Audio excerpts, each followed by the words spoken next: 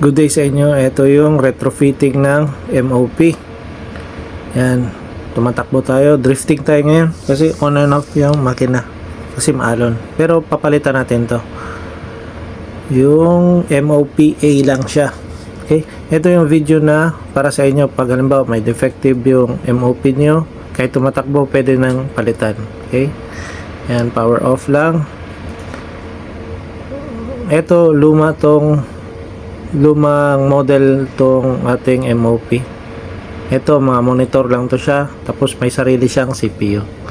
Yan, pag off dun sa menu, yan lalabas MOPA, unavailable, net B and net A not connected. Okay, kasi na-off na yung MOPA natin. Yan. Yan, naka-ready. Mamaya, tatakbo na naman tayo.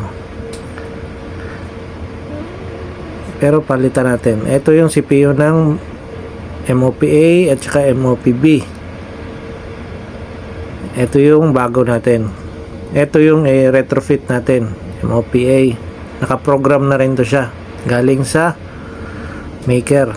Pinaprogram na namin. Kinuha lang namin version ng ating MOPA. Or kung halimbawa nasira yung MOPA nyo, kunin nyo lang doon sa MOPB. Pareho lang yun sa version. Kunin nyo ng version, sila na maglalagay ng software. Yan, ito yung all-in-one. All-in-one na computer. Nandyan na rin yung CPU at saka display. Pero ito sa atin, yung luma, yan, monitor nya at saka CPU. Separate. Punta tayo ng power supply A kasi nandito yung MOPA natin. Yan, off natin ang power source. MOPA. Yun, turn off. Tsaka punta na tayo dun sa MOP. Yan, disconnect na natin to. Dandahan. Ito yung mga wires na nakakabit doon sa CPU. Kasi ito, monitor lang talaga to siya.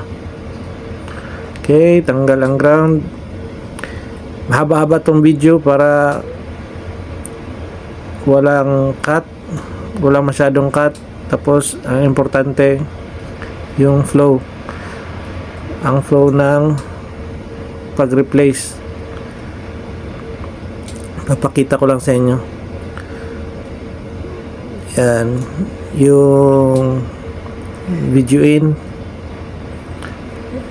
nandun yung CPU natin. Yan, disconnect lahat yan, tapos i-install natin yung MOPA na bago. Okay, pag na-disconnect to siya, yan, disconnect na. Sasalpak na natin yung bago. Same size pa rin siya. Ito ang difference niya lang, all-in-one na siya yung bago natin. Yan, nasalpak na natin.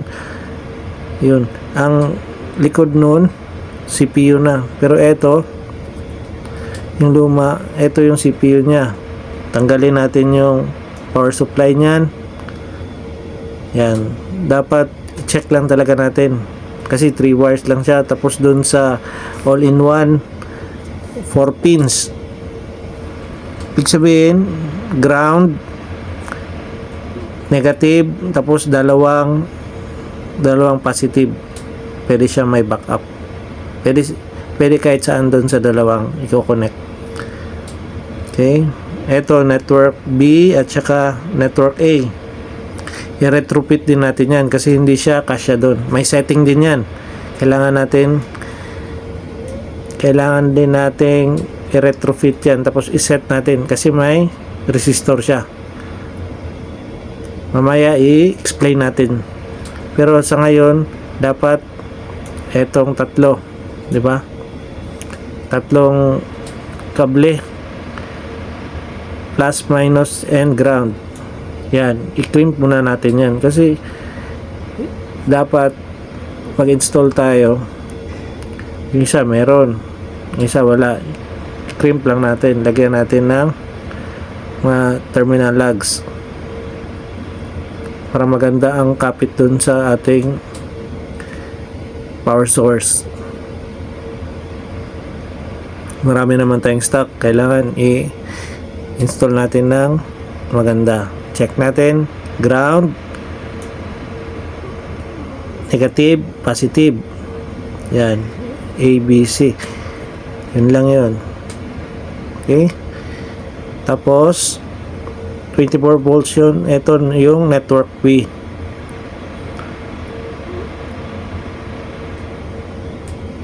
Network B, yung sa ilalim network A.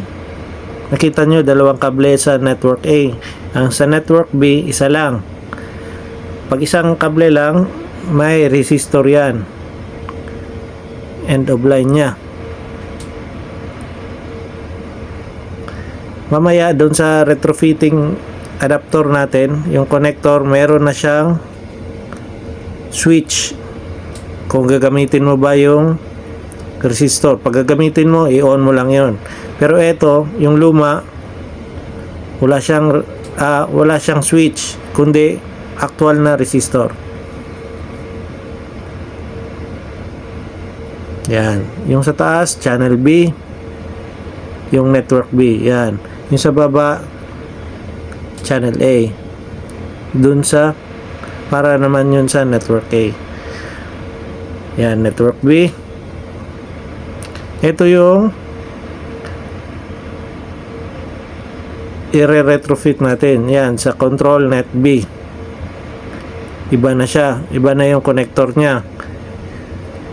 Lagay natin. Paglagay niyan, meron naman siyang instruction. Yan, sa network B, yan, may 120 ohms na nakakasa. Yan. Sa left side, off. Sa right side, on. Okay? Yan. I-on natin. Kasi gagamitin natin yung resistor. I-on. On natin. Dun sa luma kasi,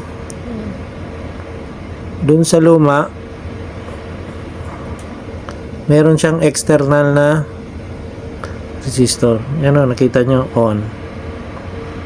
Kakabit natin dyan sa 1A at saka 1B. Dun sa right side. Yan. Yan yung luma. Buksan natin.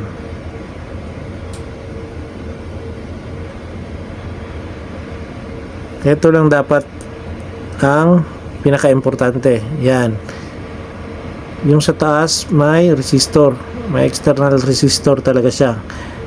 Yung terminal dito sa baba, yun yung 1A. Yung sa taas, na may resistor, yun yung 2A at saka 2B. Yan. Pero dito, sa luma, 8 and 3 na terminal. Equivalent dito sa 1A and 1B.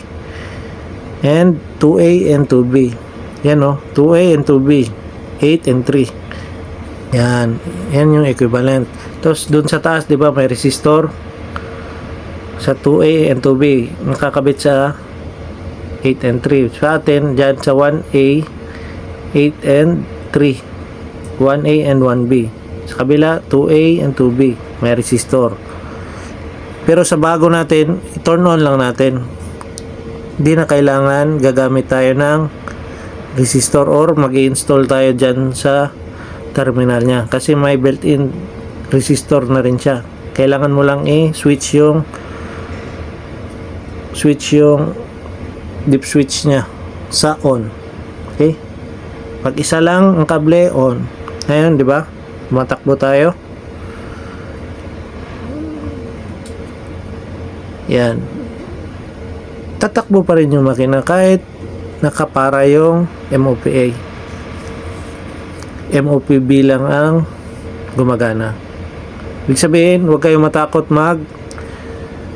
mag-retrofit or magkakambyo ng ng MOP habang tumatakbo. Basta ingat lang.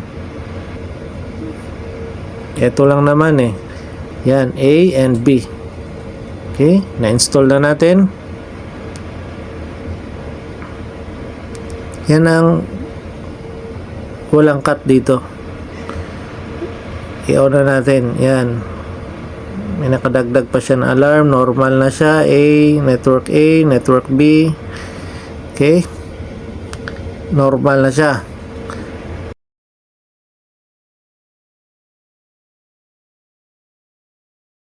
Turn on natin sa power supply. Then, punta tayo dun. Automatic na siya. Kahit wala tayong pinindot, nag-automatic start up na siya. Reload. Yan. Hindi ko lang ika-cut dito para mas baybayan talaga natin. Yan. Automatic reload na siya. Pero may instruction din siya kung halimbawa walang software, papadala nila ang software, i-install nyo lang, hanapin nyo lang doon sa C drive nya. Okay, pero mas maganda i-order nyo na lahat, naka preset na yung software, naka install na yung software. Yan, auto boot na siya.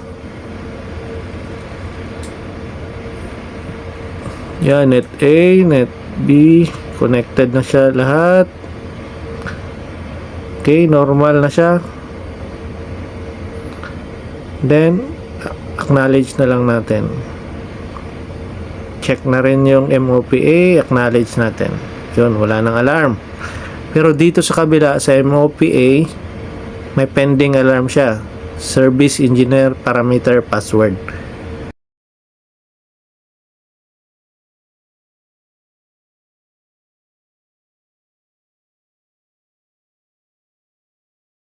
Yun lang naman ang pop-up doon eh. Yun ang pending alarm niya. Pero sa kabilang MOPB, hindi na niya na-detect na mayroong pending alarm. Check natin ang version. Yan. Doon sa kabila. Check natin yung version. At saka ito pa rin yung ibang sa system ay input output test na network, makikita natin iba, no? Pero sa version okay, same. I-refresh lang natin. Yun, nakikita niya CCU1, CCU2, CCU3, tapos EICU. Yun lang, 4 lang na MPC. Yun, simple lang to na network. Yun, lahat ng menu pareho naman. Chief limiter, dyan lang sa system view. Yan, hanggang 12 na CCU. Dito sa atin 3 lang naman. Okay naman. Yan, may nadagdag lang doon, hindi lang nawala sa display. Yan, pero nakakonect pa rin siya sa A and B na network. Eto, diba, magkaiba. Yan lang yun. I-reboot natin yung MOPA at saka yung service password engineer use, tatanggalin natin. Pasok mo natin chief, tapos yung password same pa rin, but do it. Okay, then press generate service engineer password para mawala yung alarm na yun, pending used service engineer password used. Tapos yan, pagkatapos reboot, ito na yun, parehong compare natin sa A and B, pareho na siya. Yung system view at saka ibang menu. Okay? Yan, free alarm na tayo. Wala na tayong pending na alarm. Thank you very much.